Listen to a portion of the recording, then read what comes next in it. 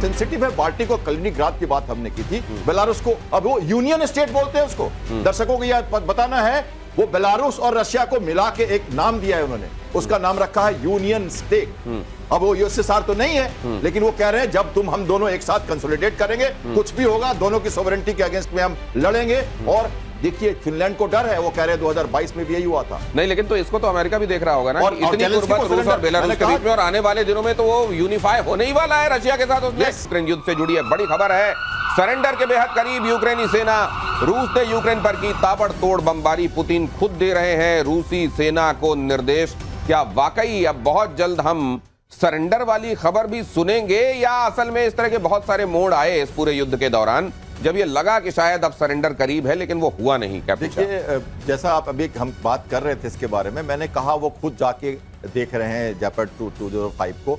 300 से ज्यादा एयरक्राफ्ट, 1 लाख लोग, करीब 26 देश के लोग, ऑब्जर्वर्स, भारत भी था उधर।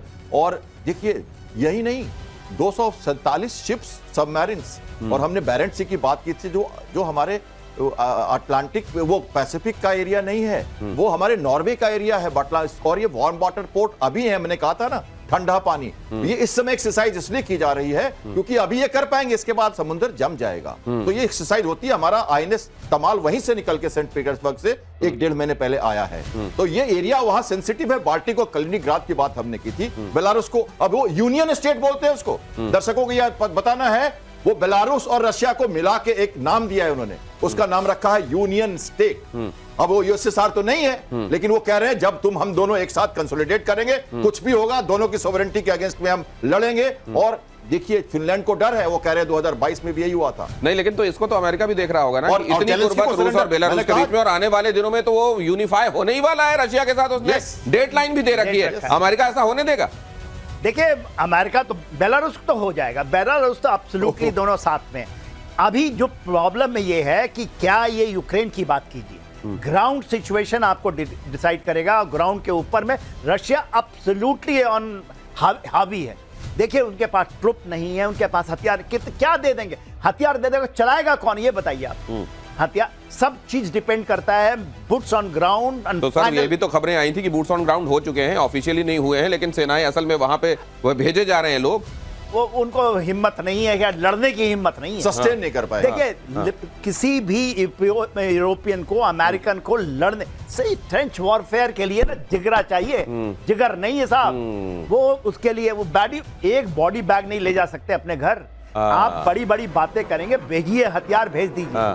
तो सर ये जो मर्सिनरीज होते हैं, ये देखिए, जिस सैनिक का मोटिवेशन ये है कि उसकी ये मदरलैंड है, उसको सिक्योर करना है, वो एक दूसरे मोटिव के साथ जाता है। और वो जो मर्सिनरीज और जो इस तरीके से भेजे जाने वाले हैं, जो असल में किराए के भेजे जाते हैं वहां, क्या वो वाकई उनके मुकाबले उनका जिगरा कम होता है, इसलिए आप ये कह रहे हैं? जिगरा नहीं, they have got different side. पैसा दीजिएगा तो हम पैसा के लिए तो सब जान देने के लिए तैयार है। आज पैसा ऐसा चीज है, लक्ष्मी आपको मिल जाए तो यहाँ पर लोग जान देने के लिए भारत से भी पहुंच गए थे। भारत से भी गए थे, पाकिस्तान से, नेपाल से, सब गए थे। मगर जैसे गोलियां देखे सबके पीड़ों में। एक और बात है दिनेश जी, भारत में हाथ उनके पास कोई हुर का भी नजारा नहीं है, ये कॉन्ट्रैक्ट क्लियर है। वहाँ हुर का भी नजारा नहीं है, वहाँ पे कोई इंडोक्ट्रिनेशन भी नहीं हुआ है, ये बिल्कुल ही मनी के लिए लड़ रहे हैं। क्या जिगरा होगा उनका जिगरा क्या होगा? और चीन और फिलीपींस में फिर से टेंशन बढ़ गई है। खबर देखिए, साउथ चाइना सी में दोनों के बीच में आर पार चीन फिलीपींस के जहाज टकराए।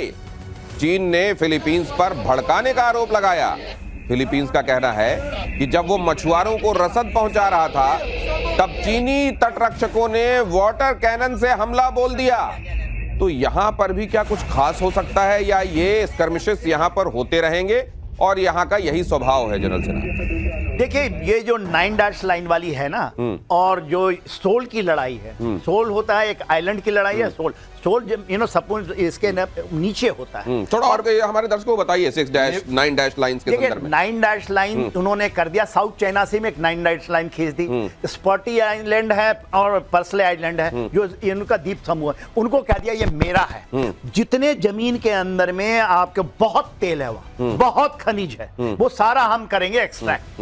अभी उस लेवल पे तो आए नहीं है, अभी तो बस वही लड़ाई है, उसको कंटेस्ट किया जा रहा है। पूरा विश्व कहता है कि नहीं, जो आपका सी की लाइन है, इसको आप कह ही नहीं सकते। 9 डैश लाइन है ही। नेवी की शिप्स दिख रही है तो नॉस्टैल्जिक फील कर रहा हूं। प्लीज क्या देखिए, united nation convention of law at sea 1982 जो कहता है कि 200 नॉटिकल माइल तक आपकी समुद्र होती है, तो ये 240 किलोमीटर पर ये जो आपका जो क्षेत्र है स्कार्बोरो और ये जो स्प्रैटली आइलैंड पे वहां है, वहां पर वो कहता है कि ये मेरा एरिया है और उसको अलग आइलैंड का नाम दे दिया है चाइना ने और फिलीपींस कहता है कि मेरा एरिया है। भारत के शिप्स वहां गए कुछ दिन पहले और उन्होंने कोऑर्डिनेटेड पेट्रोल किया और आपको ये भी पता है कि ताइवान से हम कितने सारे समझौते कर रहे हैं, हम कितनी सारा एक तरह से कर रहे हैं, हम जापान में मिसाइल देने जा रहे हैं। आप कहते हो ना कि कोई दिक्कत नहीं है, हम बलगांव में हम अपने जो कहते हैं ना अपने चाइना नॉर्थ बॉर्डर पे हम लड़ेंगे।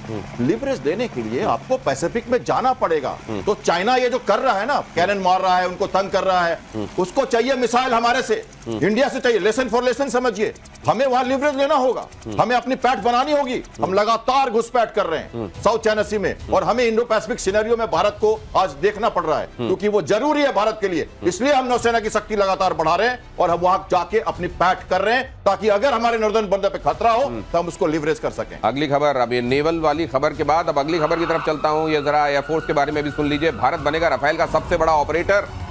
2 लाख करोड़ रुपए के नए सौदे पर फोकस। एयरफोर्स ने रक्षा मंत्रालय को भेजा राफेल खरीदने का प्रस्ताव। 114 मेक इन इंडिया राफेल लड़ाकू विमान खरीदने का प्रस्ताव। 60% से ज्यादा भारतीय उपकरणों का इस्तेमाल होगा इसमें। इस खबर के मायने आप समझते हैं जनरल सिन्हा? देखिए, ये तो सही है कि भारत बन जाएगा और 2031 तक सबसे बड़ा जखीरा आपके पास में होगा। 150 की बात हो रही है और 197 की बात। कैसे है इसको गिनना बड़ा जरूरी है। 36 हम लिए थे 2016 में और बड़ी लड़ाइयां हुई थी भारत के अंदर भी, अपोजिशन पार्टी कर दिए थे, आपने भेज दिया देश। उसके बाद 36 के बाद 114 की बात हो रही है। यदि आप इसको जोड़ेंगे तो 150 बनता है। मगर इसके अलावा नेवी का 26 जो है राफेल एम वो भी आने वाला है, उसका 68,000 करोड़ का है और ये 2 लाख करोड़ 22 बिलियन डॉलर का है। तो देखिए आने वाले में समय में क्या होने वाला है। इसके अलावा एयरफोर्स का 40 और चाहिए इमीडिएटली हमें, और वो राफेल जो है बीएनसी है। बीएनसी सिंगल सीटर होता है, बी वाला डबल सीटर है और एक सिंगल सीटर है। तो हम इसमें लेंगे जो हमारे पास बनेगा, जो हमारे देश में 114 वो Rafale F4 and F5 high version है वो, और उसमें हमारे ही हथियार अस्त्रा की बात हो रही है, रुद्रा की बात हो रही है, जो ब्रह्मोस नेक्स्ट जनरेशन है उसको लगाया जाएगा। तो हम और तो ये मतलब दर्शक इस खबर को इस तरीके से समझे ना कि पहले जो राफेल पूर्ण रूप से आयातित था, अब वो राफेल हमारे घर में भी बनने की इस दिशा में हमने कदम बढ़ा दिए हैं। ये इसको इस तरीके से समझा जाए। यस, हाँ, फ्यूजलाज हमारा बनेगा। बात यही नहीं रुकती है, बात रुकती है इसका वर्जन क्या होगा। ये 5th जनरेशन फाइटर के लिए स्टेल्थ जो टेक्नोलॉजी है, शायद ये F-35 के टक्कर में हम कह रहे हैं अमेरिका के बनाने, चाइना का जो है एयरक्राफ्ट उसके साथ टक्कर में दे रहे हैं। राफेल प्रूवन एयरक्राफ्ट है, J-35 प्रूवन नहीं है। और फ्रांस जो है अगले 20 सालों तक इसी जहाज, 20 क्या करीब 30 सालों तक इसी जहाज को यूज करने वाला है। तो सारी मेंटेनेंस, सारी फैसिलिटीज हमारे पास उसका ऑलरेडी अनुभव है। और नेवी और आर्मी, नेवी और एयरफोर्स दोनों मिलकर यूज करेंगे। रडार हो, इलेक्ट्रोमैग्नेटिक सिग्नेचर हो, जो एयर टू एयर मिसाइल हो, न्यूक्लियर कैपेबिलिटी हो और स्टेल्थ के बिना वो दूर से ही पहचान सके और मार सके, इन कैपेबिलिटी के साथ ये बहुत बेहतरीन जहाज। तो न सिर्फ अब एफिशिएंसी बढ़ेगी बल्कि ये भारत में भी इसका बहुत सारा निर्माण का हिसाब जो है वो भारत का होगा। इससे आप समझ सकते हैं कि कहां तो पूर्णतः आयात और कहां अब ये भारत में भी बनाया जाएगा और पहले से ज्यादा इफिशियंट होगा। और भारत पर अमेरिकी टैरिफ को लेकर बड़ी खबर, मुख्य आर्थिक सलाहकार नागेश्वरन का बयान। वी अनंत नागेश्वरन ने कहा भारत पर 25% अतिरिक्त टैरिफ हट सकता है, नवंबर तक अमेरिका हटा सकता है ये 25% का एक्स्ट्रा टैरिफ। आप जानते हैं 27 अगस्त को अमेरिका ने ये कहते हुए जुर्माने के तौर पर ये एक्स्ट्रा 25% लगाया था कि आप रशिया से तेल खरीद रहे हैं, इसलिए आपके ऊपर ये प्यूनिटिव एक्स्ट्रा टैरिफ हम लगा रहे हैं 25% का। और उस 25% के लगने की वजह से ओवरऑल जो टैरिफ था वो 50% पहुंच गया था। अब ये 25% हटेगा तो वो 25 ही रह जाएगा। लेकिन इतनी जल्दी 27 अगस्त को ये लगाए जाने का ऐलान, और उसके बाद अब अभी देख रहे हैं कि अब ये हटाए जाने के संदर्भ में बात हो रही है। सितंबर पूरा नहीं हुआ है और अब ये ऐलान हो रहा है। सर, इसका मतलब क्या है?